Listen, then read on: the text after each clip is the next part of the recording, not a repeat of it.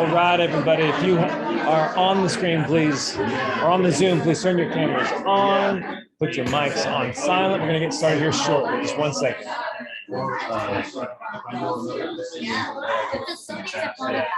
All right, everybody. Good morning, good morning, good morning. Love the energy. Today's going to be a fantastic meeting. We got a local celebrity in the house. He's actually getting his coffee right now, so we'll let him do that. But before we get started, there's a lot of changes happening in the real estate industry. Can we agree right now? It's a changing market, fluctuating market. So tell me something good. What are some wins that you've had in the last couple of days? I will call on people if you don't volunteer. So I know there's good stuff. So Valerie's actually telling me just call on Ryan. Ryan, what's to tell me something good? I signed my first listing agreement. Boom. How did you get that listing agreement? Sphere of influence. Sphere of influence. There you go. Working in his sphere. Awesome. All right, let's get one more. Anybody online, you're welcome. Anybody online have something they want to share? Yeah. Anybody in the room? Last month. What'd you do? Close two? Boom. Where'd those deals come from? Sphere. There you go. Work in the sphere. Classic sphere. It works. Work what works. All right. So we do have a couple. Oh, we have somebody on the chat box. Louise has 2 pre-approved buyers after what felt like a 2-month buyer dry spell. Boom. And a potential new motivated seller needs to close in 3 weeks. Let me know the address, Louise. Put it in the chat box so we can share it. All right. Well, congratulations. Let's give him a round of applause, everybody. Round of applause for Louise. Let me share my screen really quick. We do have some awesome events coming up soon. John, I just listed yesterday a $1.15 million place. Oh. Roseville. And the next door neighbors just sold 2 weeks ago for 1.2 model match. Really? We priced to hopefully get driven up. Boom. And I've heard this house is nice. It has a pool. It's got a patio. Really nice. Yeah. $5 million backyard is what I've heard it quoted at in the past. $2 million backyard. $2 million backyard. Originally it only cost $250,000, but with a great stock market, it ended up being $2 million. Yes.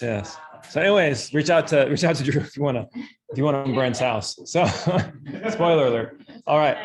But next Thursday, we will not be meeting here. Next Thursday, we will be meeting at the Granite Bay Country Club. It's from 10 to 2, so it's going to be a little bit longer of a meeting, but we're going to be learning from Michael Lafito, a luxury listing specialist, I believe out of Chicago. This event is free, so make sure you get your tickets. Make sure you show up early because parking is always fun at the Granite Bay Country Club. Any questions on that event?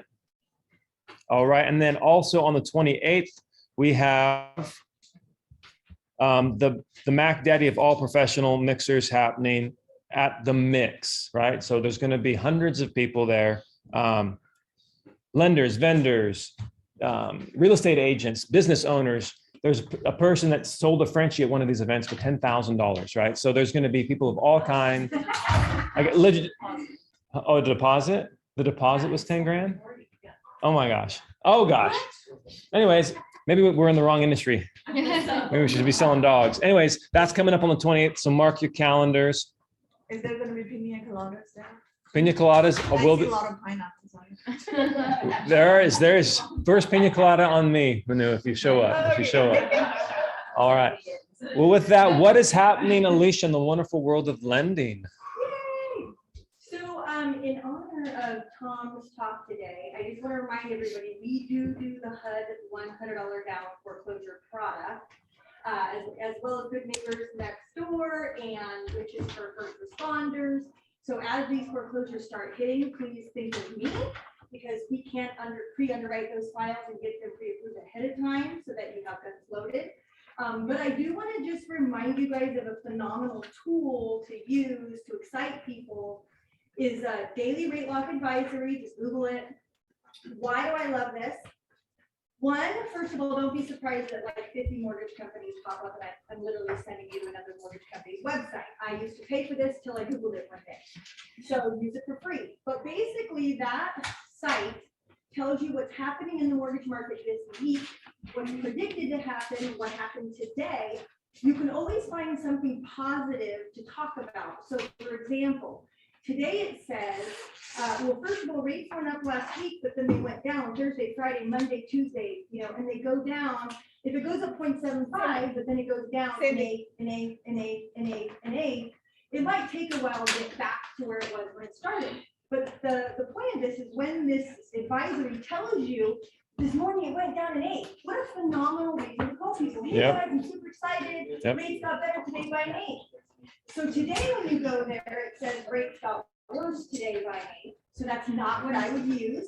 Instead, I would use the fact that it tells you rates are predicted to get better in the next 7 days. That's what I use that day. Hey, I'm super excited. The rate lock advisory says rates should be getting better within the next 7 days. We really should get you pre-qualified.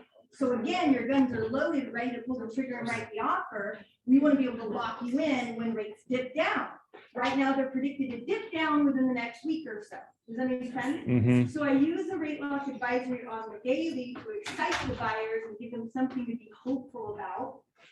Because all they're hearing in the news is how they're up and how everything's negative and how everything's bad. So if you're that shining light of great news, guys, rates are supposed to get better in the next 7 days, right?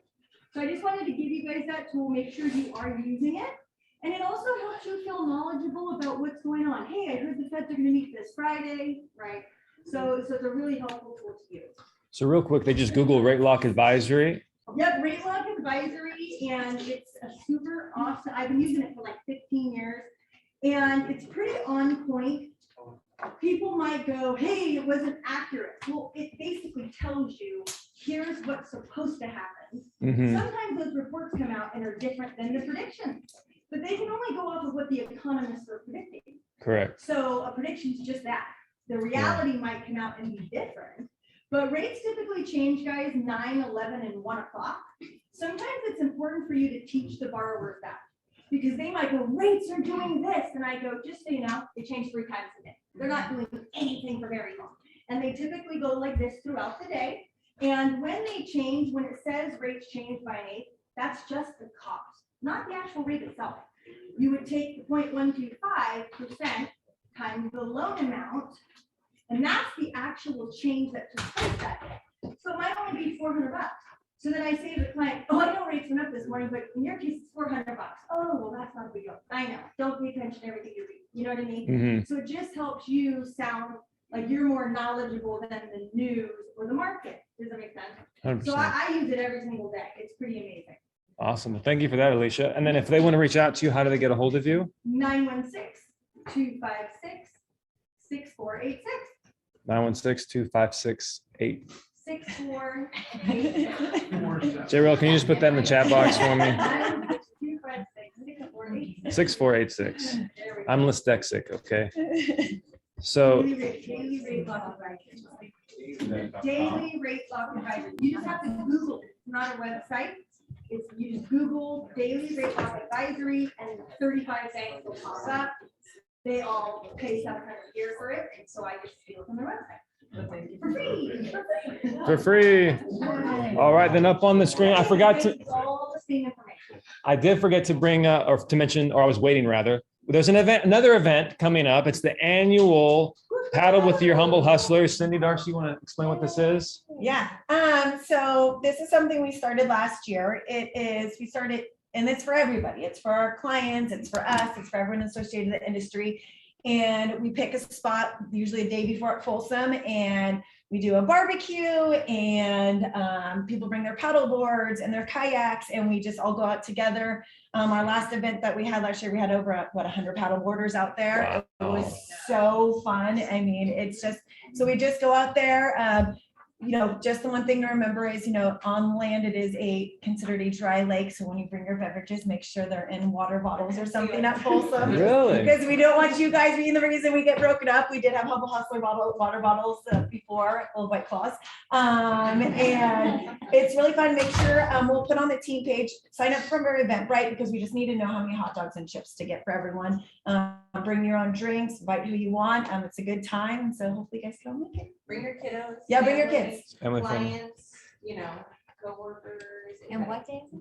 It's Thursday, the 28th at 5 PM. Generally we get there about 5 PM. It takes everyone a while to blow up. Most of us have blow up boards, so it takes us a good half an hour. Then we all just start going out there and everyone's got their music out on their boards and everyone's just partying out there and meeting people. And it's great. I mean, we had tons of realtors come last year that we never even met before. And now we're super good friends with them. So it's a really, really fun social event. So hopefully you guys go make it.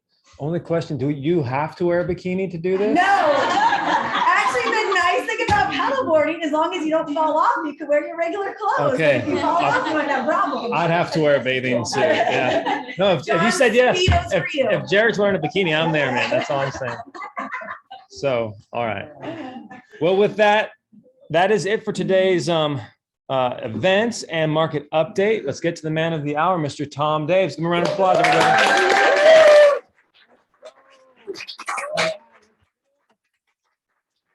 I'm honored to be here and be invited to this meeting today.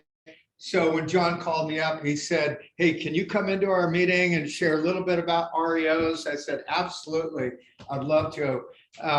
Although to be honest with you, I haven't done an REO for 10 years. So I'm a little bit rusty on it, but I've got the basics down and we could all jump in and do it. I could jump in and do it if you choose to. Okay, so I'll kind of weave it into a story, just a little bit about myself. Pretty much born and raised here in the local Sacramento area, married, have 3 kids, anywhere from 14-year-old teenager all the way up to a 34-year-old. I've got 3 grandkids, which are great. Kind of wish I could have skipped the kids, but I like the grandkids, right? And you know, I just love all the outdoors, hiking, biking, golfing, all of that fun stuff. You might have seen some of my TikTok videos of all that. But I got into real estate over 35 years ago. And my favorite saying is from Wayne Gretzky. A lot of people get it wrong. They say you have to skate to where the puck is, but no, you've got to skate to where the puck is going to be. So whether it was traditional real estate, back in the started in 77, believe it or not, before most of you were born, probably. Traditional real estate through the 80s. And then I did the REOs the first go around in the 90s.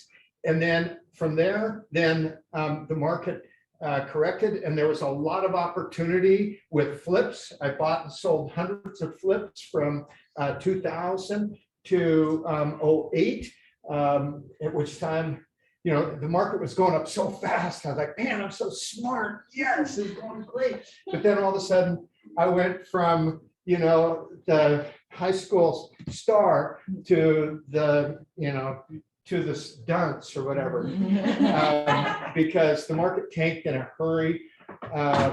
And I actually had 36 of my own personal flips in my own personal portfolio. So I had 36 of them. The market tanked. A lot of you remember what happened then. So I needed to do something. I had to do something quick. Okay, where's the puck going to be? And because I always would collaborate with other top agents throughout the country, which I know all of you do, which we have a great opportunity at EXP to go and learn what's working in different areas and different markets. I was connecting with, you know, Mark Spain. I was connected with Justin Harville. I was connecting with all these big dogs, and they like, hey, REOs are coming. We're doing it. Boom, this is what has to happen. I literally, I mean, because I had those 36 flips in my own personal inventory, I was selling them, renting them, trying to get rid of them. And it was all private money notes. I mean, I didn't have any institutional financing. They were friends, they were relatives, they were colleagues. Oh, hey, Tom, we trust you. Here's 200 grand. Just pay it when it closes. I'm like, oh, you got to pay them back, right? So I was, to be honest, I was going through some anxiety. You know, we all, you know, everybody might think, oh, Tom Daves, he's just crushing it, always been great. Well, hey, we go through failures. I know Brent has some stories about where he's failed, I've failed, we've all failed, right? So what I did know is I knew that if I just took action, that I was going to be able to get out of the hole, pay back all that debt, and then create energy, create business for myself, my family. So I just got on the phones, you know, I just got on the phones and I would just recommend, any and all of you, if you don't know what to do, just get on the phone and just start talking to people. There's 4 keys that determine anyone's success. Number 1 is mindset. Think big, go big, growth-minded mindset, constantly learning and growing.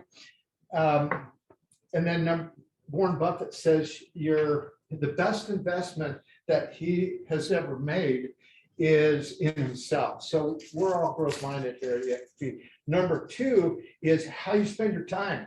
Extremely disciplined, doing the right thing in the right order, and spend your time, around lead generating activities. Every single day, I have the power list. You might have heard of Andy Frisella. He has the 75-day hard. How many of you guys have heard of that or done 75-day hard, right? So he also has the power list, which is 5 items each day that you're going to do, no matter what, it's going to move the needle, right? So for me, I have 5 items and I have an accountability partner. Otherwise, it's burpees, 40 burpees. Who likes burpees? No. Okay, yeah. So for me, the action items are, I'm gonna have two new agents that I'm gonna reach out to every single day. 2, usually big dogs, either icons or above or team leaders, but 2 a day, 2 new, and then 2 follow-up, 2 red zone, 2 people that you've been nurturing. That's the biggest mistake that real estate agents make. They don't follow up. You got to follow up 7 to 15 times to get someone to move, whether it's a buyer, a seller, or another agent. Then the third thing I do every single day is I reach out to 2 agents in my organization. How can I support you? How can I help you grow whatever you need to do? And then I do 1 social media post every day, 1 video every single day. We need to provide content. That's what is going to help provide value for our clients, for other agents. Continue to provide content. YouTube is huge right now. I'm sure you're all over that. And then the last is usually kind of a health thing. I'm doing the intermittent fast right now. So between 12 and 7 is my feeding window. Nothing after that, or it's burpees, right? So back to the 4 things. Number 1 is mindset. Number 2 is how you spend your time. Number 3 is who you spend your time with, right? You're the sum total of the 5 people you spend most time with. That's probably one of the things that has helped propel my business the most, is just by connecting with high-level people. I wanted to be the smartest guy in the room originally, because hey, it makes you feel good. I know more or whatever. I want to be the dumbest guy in the room. And I'm sure you've probably heard a lot of this, so you can learn from other people how you can reach your goals. And then the 4th is just take action, just do it, just do it, just do it. A lot of agents, in fact, when I first started back in 77, I was 12. When I first started, there was another guy about the same age as me, and he was just like getting ready to get ready. We were all saying, hey, go work a farm, go work a geographic farm. So he had the map, he had the yarn, he had the stick pins, he wanted to know the owner's names, the dog's name, and all of that. I just, my broker said, go out and knock on some doors. So I was more successful. So just take action, right? And even like today, after this, I'm going to just spill my gut and just share everything I know, everything I can.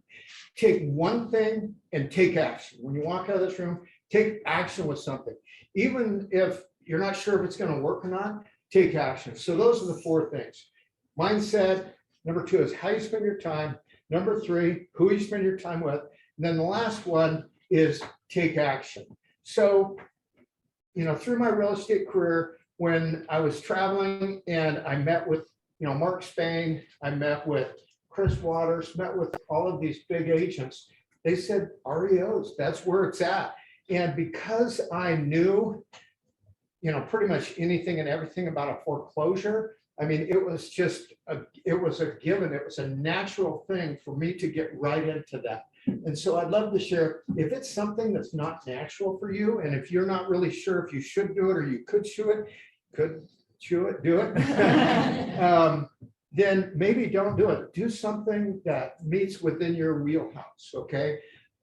So REOs, I knew the foreclosure process, and I'm sure you all know what the foreclosure process is, but if you don't, real quick, basically, if once the seller quits making their payments, then the bank will then, they have the right to send out a notice of default, an NOD, that very next day.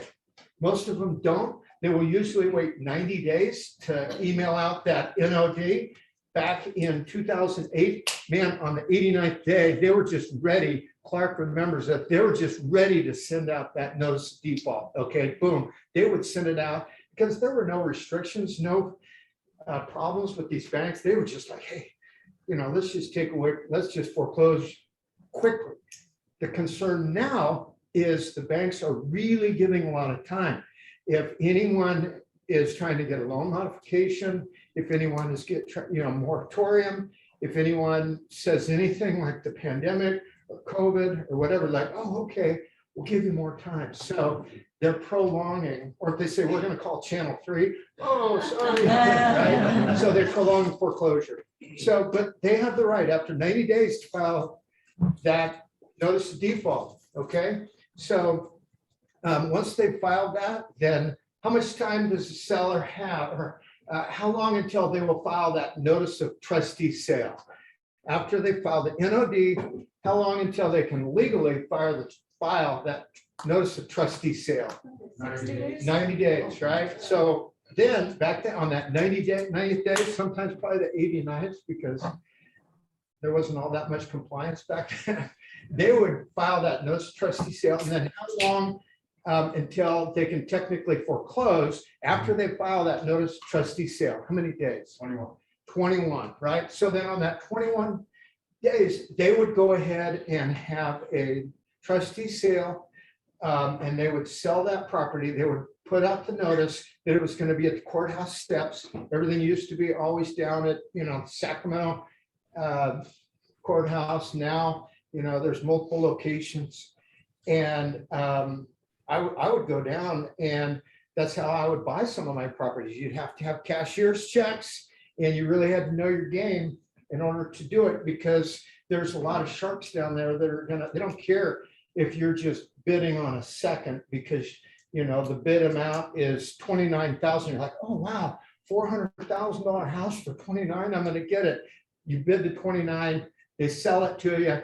You didn't know that it was encumbered by a senior note, and you ended up buying it for way too much. So that's kind of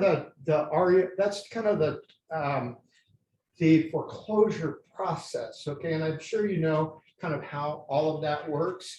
So then from there, actually just prior to that, sellers can do a short sale. Okay, and I'm sure you're familiar with short sales.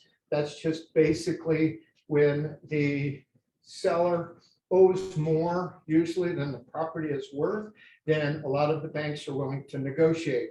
We're not seeing that too much because we've had such a rapid acceleration with appreciation. And that's another thing. That's why we're not seeing that many REOs right now. I mean, the REO king in our market, Warren Adams, he's closed 15 deals this year, and a lot of the other agents, they're doing REOs. There's really not that many of them right now. I don't really forecast that there's going to be a ton of them coming up. So that's why that's why I'm doing other things, agent attraction, build my team, all that. Excuse me.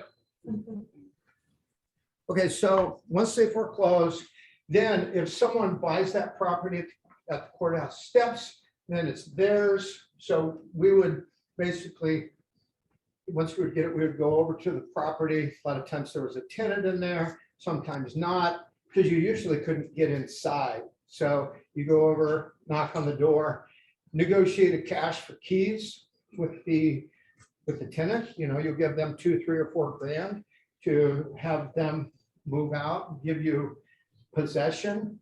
If it was vacant, then of course, just start the repairs and the rehab. if you didn't buy it at the courthouse or if no one bid on that property at the courthouse, then it goes back to the bank. That's when it becomes an REO. So who knows where the acronym REO came from and what it stands for? Real estate owner. Real estate owned, yeah. So back in the day, that was a department that each bank had, was a real estate owned department. And it was kind of like a dunce hat when someone couldn't make it in lending or in loan origination or in management to go, hey, go over into the REO department and, liquidate our assets, right? So, so then when I was going through my anxiety because I had, 36 properties, I basically just took action. I got on the phone and I just started calling banks. And anytime that you're going through any anxiety, again, just take action, pick up the phone and just talk to people. I mean, I've never, ever had a problem with picking up the phone, talking to people, and you're going to create action. Things are going to happen. So I would call it, I would find out who the asset managers with from, Mark Spain, from Lisa Blake, these other agents and brokers throughout the country. Hey, who's the go-to guy? Who do I talk to? What's going on? And so, for example, I would just call up Fannie Mae, talk to the asset manager for Sacramento market. Freddie Mac, same thing. Hey, I'm going to be in Dallas next week. Is there any way that I could stop by, introduce myself? I'm a broker, REO broker, Sacramento, and I'd love to chat with you. Another thing I would do is I would find a couple of their assets, find a couple of properties. I would drive by them. I would take photos. I would do a BPO, a broker price opinion, just provide value. So they said, yeah, well, if you're going to be in town, well, I am now, right? So I just hopped on the plane, went to Dallas, and never forget when I met with Freddie Mac, they said, well, good timing. We're looking for another broker in Sacramento. How many properties can you handle? Oh, how many do you have? They're like 56. We need to place 56 properties for the book in the next week. I'm like, oh yeah, no problem. We can wow. I was hiring staff, buying computers, and just running with my hair on fire like Brent, right? So there are multiple ways that you can go after REOs. I mean, one way is like I did, connect with other agents in other markets that are doing REOs, find out who the go-to guy is at each bank. You can also go to REO Mac. There's a meeting like twice a year. You can go to the REO Mac meetings nationwide. There's also BPOs. They're always looking for someone to do broker price opinions for the banks. Some of them do end up getting listings. Some of them do not, but it's a way to provide value for the banks to get your foot in the door. So those are 3 ways off the top of my head that I know that you guys can. Another way is like what I used to do, track the property. Once you see it goes back to the bank, go out, take a couple of photos, connect with the asset manager and see if you can provide value. A lot of times credit unions are a lot easier to get in with. So that was kind of what I did and how I started connecting and started getting the REOs and getting the properties. I work pretty much with everyone, GMAC, Fannie, Freddie, Wells, Chase. It was one mistake I made though, is during that time, I completely gave up my database. I just like, hey man, I'm selling 400 or 500 homes a year. Who wants to work with, and I should not have done that. So I would never give up your database. That's really the only tangible asset that you're ever going to have. Real estate market, it's going to come up and it's going to go down. And there's always opportunity in every market. And who knows what the 5 Ds are? The 5 Ds? Divorce, diplomas, diapers, debts, and the daily grind, right? People are always going to buy and sell. So once you get your foot in the door, it's usually through different portals. And I'm just drawing a blank right now. Who knows what the different portals are? It used to be REO Trans. Now it's, I don't know. There's I don't know. just On my Google it. time. Yeah, there's, On my time. yeah. So they will email you the asset. Everything is online. It's, you never really ever talk to the asset manager anymore. When I first started, it was nice because we had a relationship, and if we needed to put an offer together or communicate about the transaction, you could call them up. But now they don't want to talk to you. Just, hey, put it in the portal, put it in the portal. So you'll get the asset assigned to you. The first thing that you'll need to do, they'll say, determine occupancy. So you need to go out to that property or have a field rep go out to that property, knock on the door, determine occupancy to find out if it's the owner, if it's the tenant, or if it's vacant. So once you've done that, then you need to take some photo. If it's vacant, then you'll need to get it rekeyed. And then you'll need to start your photos. I mean, when I did it the first go around, we literally, we would take photos, print them out, put them on sheets. Yeah, and then FedEx it, send it in. But now everything is online in the portal. I've had some, I'll tell you what, it's not for the faint at heart, because I've had some near-death situations. I mean, it's pretty scary sometimes when you're dealing with these people on these, with these homes. They lost their home. They're pissed off at everybody. In fact, one guy over here in Roseville went over there, determined occupancy, wouldn't answer. So I had to get the sheriff, had to go through the entire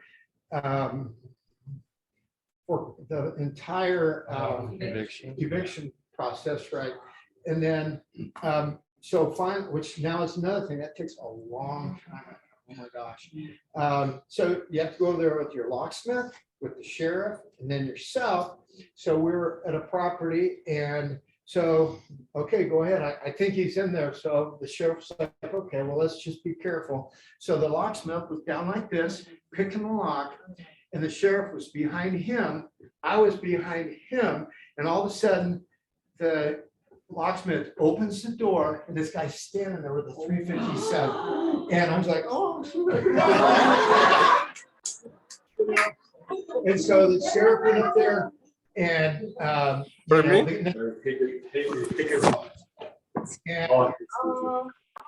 ended up, he ended up, calling the Roseville police, had to call the SWAT team, helicopters, all of this stuff. And I was like with Fannie Mae, I was like, taking photos,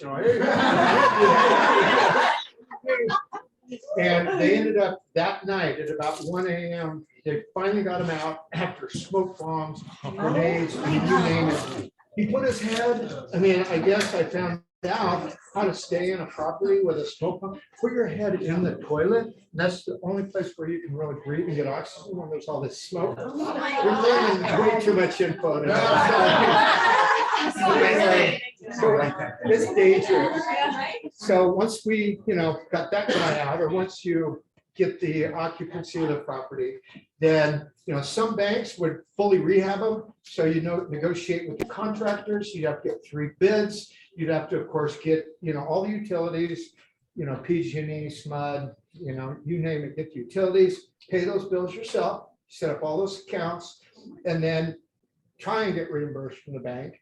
You have to make sure you have double copies. You've got, date stamped. You got all of this crazy stuff to get reimbursed. I didn't always get reimbursed, but most of the time I did. And then, of course, if they rehab the property, put it on the market, you need marketing reports, you need updates. And then once it, goes into escrow, of course, it's as is deal. None of the banks do any repairs at all. Even if it's lender required. Sometimes they do a lender required, but usually not.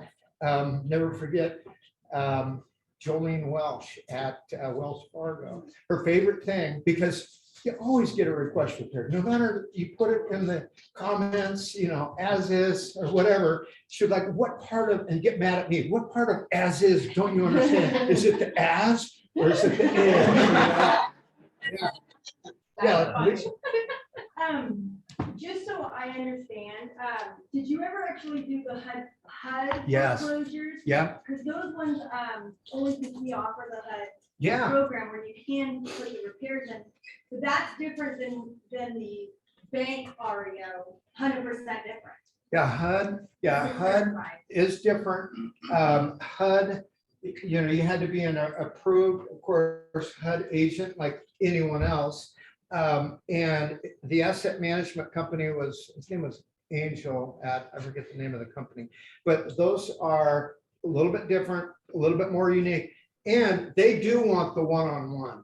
They want you to call them with every offer. Have you been to the property? Hey, I hear there's a squatter. Have you been there? What's going on? And then, but generally speaking, the rest of the process is the same. They're all as is. They're all, boarded almost. They're not really, I shouldn't say they're all boarded, but they don't touch them. That is really, really as is. So HUD, yeah, go ahead. But they're as is, but the buyer can finance their repairs. Right. So they aren't kind of just passed out. They do get to finance the repairs in the loan. Absolutely. Yeah, so check with Alicia if you have questions about those and the HUDs. And so, yeah, and then with the REO process, you just have to, it's all about communication, over communicate. I really learned a lot with the REOs because we need to over communicate with our clients, especially right now with the changing market. Yeah. We need to over communicate and we need to be honest with them on what the real market is doing. I always have believed that sellers are 6 months behind the curve, but buyers are 6 months ahead of the curve. I mean, especially right now with the changing market. Yeah, we've seen the interest rates go up. Yeah, we've definitely seen the inventory go way up. And the sellers, I mean, they're 6 months behind. Well, hey, my neighbor, how many of you have heard your neighbor say, Right. well, yeah, my neighbor sold his for 950. I want $1 million, right? Have you heard that? They're behind the curve. It's up to us to educate them and be honest. I would much rather be honest right now at the kitchen table than tell them what they want to hear. And I've done that before, try and be nice guy, tell them what they want to hear. And then, 3-6 weeks down the road, you're like, well, we need a price improvement, right? So the sellers, they're behind. The buyers are ahead 6 months. I mean, oh my gosh, the buyers, they see all the actives, the pendings, they are on the market, right? So we need to just, of course, be honest, whether it's an REO bank, whether it's a buyer or a seller, and just really provide the information, the facts, pull up, the statistics in the market, in their area. There's at the listing appointment, I have basically 3 goals. Number 1, create rapport by asking questions, tell me more about why you're moving, where you're moving to. Tell me what qualities are you looking for in a real estate agent? And then really listen to that one because you want to weave that into your close, right? If they want someone to communicate, so we want marketing. Don't say it right away. Well, we market. Oh yeah, well, we communicate. Just wait, chill out. Mirror and match, of course. So the first is create rapport. Number 2, value proposition. Provide and hopefully it's a UBP or it's a MOFR. Who knows what a MOFR is? MOFR, okay, it's make offer for instant response, MFIR. Make an offer for instant response. Because after I got out of the REOs, I didn't have any database, didn't have any clients. What am I going to do? Because I had relationships across the country. Hey, what are you doing, Mark? What are you doing, Lisa? We're advertising on the radio. We're connected with Barbara Corcoran. So I said, okay, I'm in. So I went all in. Advertising with Barbara Corcoran, KFPK, Christina Mendonça, The Fish, and started advertising because I wanted a MOFR. I wanted to make an offer for immediate response. And the key mofer at that time was guaranteed sale. Hey, I'm Tom Davis. If I don't sell your house, I'll buy it. I'll sit down with you and we'll agree on a price and a deadline. And if it's not sold, I'll buy it, right? Woo! People see me all the time over at, Bayside or wherever. Hey, are you the guaranteed sale guy? My wife drives her crazy. So anyway, Hey, and, Tom, yeah, go ahead. how many homes have you ever had to buy off that program? One home. There you go. Had to buy one. It gets your foot in the door because you've got a mofer and gets you in front of them. So one on that program is all I had ever had to buy. Yeah, go ahead. Hey, Tom, what if you don't have the money, if you say like a. Okay. Offer for instant response. Call Brent. No. Yeah, so there's, of course, there's EXP offers, right? Express offers. There's also Invitation Homes, which is Blackstone, who I actually, after the REOs went away, I connected with Blackstone Private Equity, sold them 600 homes. They're still buying in this area. Their buy box is a lot leaner. Also, there's the Listing Advocate. Just Google the Listing Advocate, where they have multiple options. And that's what sellers really want right now, is they want multiple options. They have institutional relationships that they can connect you with for buy and hold, buy and flip, sell and stay and sell, buy a new home while you own your existing home. And then even if you're a buyer, they have non-contingent money that you can borrow. You have to qualify, and then you can actually buy a home non-contingent. So reach out to the Listing Advocate. They've got a pretty cool little tool. It's called, I forget the name. Widget. It's a widget called, I'll think of it, I'm sorry. Anyway, you just go and you sit down with the seller and you open up this widget and type in their address, and it'll start, if they want an instant offer, well, great, my broker requires that before we request any offers, we will need a listing agreement. So here's a listing agreement, and it authorizes me to seek offers for you on your behalf, right? 6% commission, 3.5% to the listing side, 2.5% to the selling side. You put in of course, that's negotiable, everything is, but start with that, right? And then you put in the offer, and it'll give them the offers. Open Door, plus you get an additional 1% from Open Door. Offer Pad, plus you get an additional 3% from Offer Pad. By the way, tomorrow on Friday at 9 a.m., I'm having the director of Offer Pad going to share from 9 to 9:30 on what I call Freedom Friday, every 9 to 9:30. Hope some of you have been there, but he's going to share how to work with OfferPad on making some offers. So that's a long question to a short. Long answer to a short question, but did I cover that? Yeah. Okay, so again, that's how we need to differentiate ourselves. That's how we need to provide value, to share information with our clients. So we just have to share with them the facts and then tell stories. If you're on a listing appointment, share the facts and then tell stories. If they say, well, hey, I want, my neighbor sold it for this, and I want to start high and then come down. Yeah, I totally agree with you, man. I don't blame you. I'm here to help you get the highest amount. And I had a seller that was in Newcastle, wanted to try that same thing. Unfortunately, took her 90 days, put it on the market and get sold. And she received a lot less, especially now with the market starting to shift a little bit. I'm just going to tell you the truth. A lot of agents will tell you what they think you want to hear, but I think what you want to hear is the truth, right? So, and then ask them questions, well, where do you think, based on the model match right next door that just sold for $850, yesterday, where do you think we should be? So that's kind of my story, sticking to it. Any other questions? Did you buy that? Sorry. Go ahead. Did you buy the house for list price or was there a negotiation? I bought it for 75 cents on the dollar. I usually buy homes. What I do is if they call me, yeah, do you have a guarantee sale? You'll buy my home? Great. So that I never give them a price over the phone. Their goal is just to get in front of them. And once you meet with them, you look at the house and then you sit down with them. Probably only about 5% of the time they would actually ask for an offer on the home. There's like, okay, well, let's if they do, then I would kind of look around and I'd say, to be honest with you, my offer is only 75 to 80 cents on the dollar. And that's really only for people that are in a desperate situation. I don't see any desperation here. Oh, no, we're not desperate. So that's kind of the open door.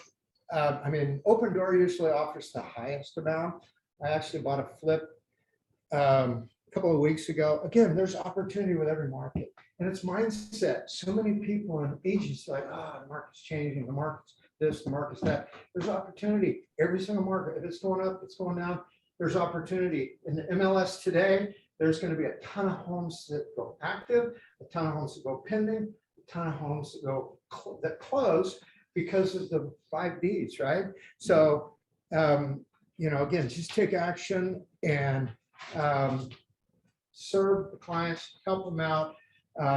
As I was mentioning, open doors usually the highest. I bought a flip and got a killer deal on it, 285,000. I said, yes. Open door offered me 324. Wow. Offer pad was about, they were like 265, less than I paid for it. But I'm just putting on the market. I just listed it today active for 249. I list my flips 5% below the most current active or the pending. So if there's an active there that's a comp, I go, okay, 5% below that, boom, list it. So what other questions you guys have? How do you get, Tom, how do you get to the listing advocate? It's just listing advocate. I mean, you can do listingadvocate.com. Tom, when you were selling the REOs, what were the commissions on that? Like, were they the Usually 3%? 5%. Yeah, the commissions were usually 5%. HUD was actually 6%. Okay. Yeah. Okay. Yeah. And Tom, Yes. what makes you think that we won't have a lot of foreclosures? Well, I mean, of course, no one has a crystal ball, but we just have, of course, the sellers have a lot of equity right now, which is different than before. So they have equity. And then also the banks are a lot slower to foreclose on the properties. And according to the economists, yes, the values are going to decelerate. They're not going to go up as fast, which is good. I mean, we can't sustain 20 to 35% appreciation anymore. What the economists are saying is 2 to 3% appreciation over the next 2 years. Again, I don't know. Anything can change, we can have ninja apocalypse or whatever. So I just don't believe that there's going to be that much REO, and it's not worth it for me unless it's volume. If there's a huge volume, then I'm going to be all over it. But I mean, you do need a lot of staff and support in order, to do it in most cases. What do you think? I mean, what do you guys think the market's going to do? You think, I've heard a lot of stuff. It might tank. So who has some other input on that? I still think we have a housing shortage. We do. Yeah, so that I think is gonna keep pushing us. Yeah, absolutely. Yeah, the inventory is low. It's still a seller's market. I mean, I believe right now is the best time to buy. I mean, tell your buyers, they got to take action. Now is the best time to buy. Yes. Oh, I mean, there's more inventory, more choices. Sellers are freaking out. They're going to give incentives. Now is the best time to buy because they ain't going down. Prices, they're not going to go up as fast, but I don't think they're going down. And yes, interest rates are a little bit higher, but historically speaking, for those of you that were around a minute or two, I mean, they're low. We've got all these millennials that, that they want the 2.5 and the 3.5. So anyway, I'm kind of running on here. Any other? Yeah, go ahead. Of the 5 Ds, I missed the 4th. You Okay. said divorce, diplomas, diapers. Yeah, so it's divorce, diplomas, diapers, diaper deaths, and then the daily grind. Debt. Death, Death. yeah, people are dying every day. Oh, Yeah, dying. death. Yeah. Going to see the Lord, going to see Jesus, right? And then Yeah. Dan's got a question. Yeah, Dan. It's not a question. How I you just doing, saw a man? statistic. I was at another team meeting. I saw a statistic. Homes sold are right in line with the last 10 and 20-year average. Inventory is up a little bit comparatively speaking to our most recent market, but homes sold is right in line with 10 and 20-year average for this time. I also think that we're gonna start in the next 6 months, we're gonna start enjoying going back to new home sales as well, because I think that they're actually gonna start giving money again. They are. Right, Some right. builders are going. All of them already, Yeah. they're starting So- to creep back up from 0% to 1%, now they're at 2%. So I would just recommend doing what works for you. Don't get too sidetracked or distracted with REOs. It sounds pretty sexy and cool. But right now, there's only 25 properties that are, 7 are pending. There's 13 actives. And then year to date, 25 REOs closed.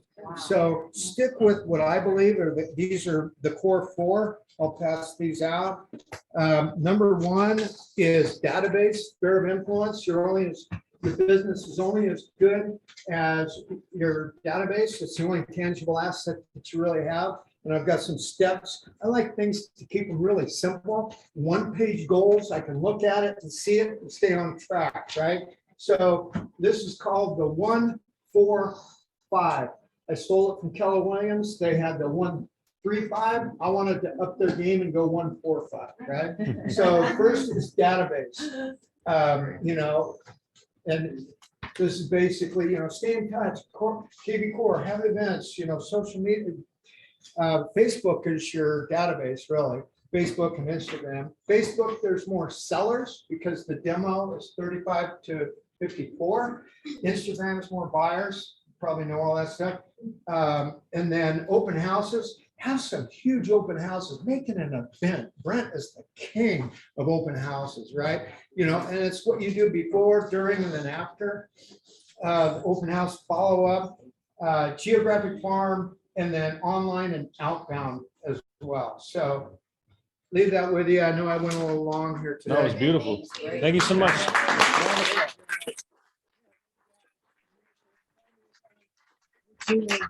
One team, one dream. Thank you so much, Tom. Thanks, Thanks, Tom. guys. All right. Well, I see Brent on there. Brent, were you wanting to hop on?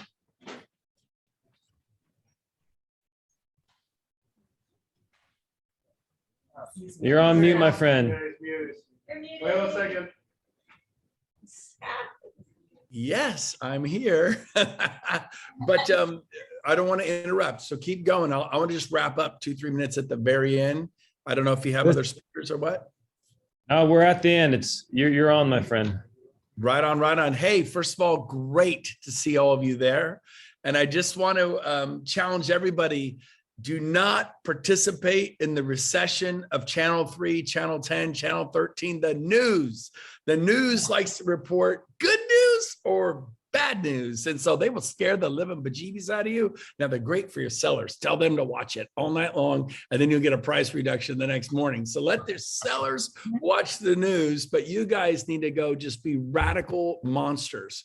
So on that note, today at 2 o'clock your time, 2 o'clock Pacific, I'm going to do a 30-minute training with Jarek Robbins about just kind of busting it open, but it is agent attraction. I know we've been talking real estate, and we should, and we are, and we're rocking. But I'm telling you, Jared and I spent 80 minutes on the phone Tuesday, and he kind of pulled something out of me. It was like a 3-step process that was just kind of magic. And so if you want to be on 2 to 2:30 today, Zoom with Brent.live, you'll love it. And great to see everybody there. I miss you all. Love you all. I'll be back in about a month. I'm out here in Puerto Rico. It's amazing. Ooh, I think a storm's blowing in.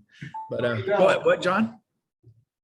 Yeah, hey, before you go, we're gonna take a quick little video of you and me, just 30 seconds.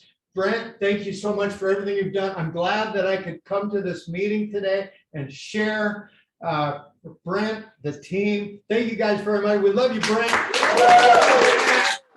Go, Tommy. Love you, man. Thanks for coming to make a difference. By the way, Didn't he do a great job for all of us today? So you guys are amazing.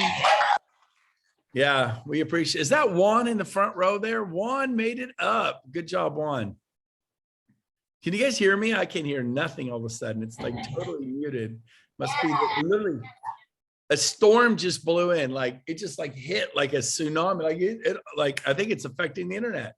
Anyways, love you all. We'll see you next Thursday right here. And today at 2:00, Zoom with Brent.live. If you want to see what Jarek Robbins, Tony Robbins and I got cooked up, 30 minutes of Zoom with Brent.live. And go get them, everyone. Talk to you later. By the way, my house is on the market for sale in West Roseville, $1,150,000. It's gorgeous. It's got the pool. It's got all the bells and whistles, and we spent a lot of money on it. So it'll be a fun home to sell. Drew can tell you about that. Bye for now.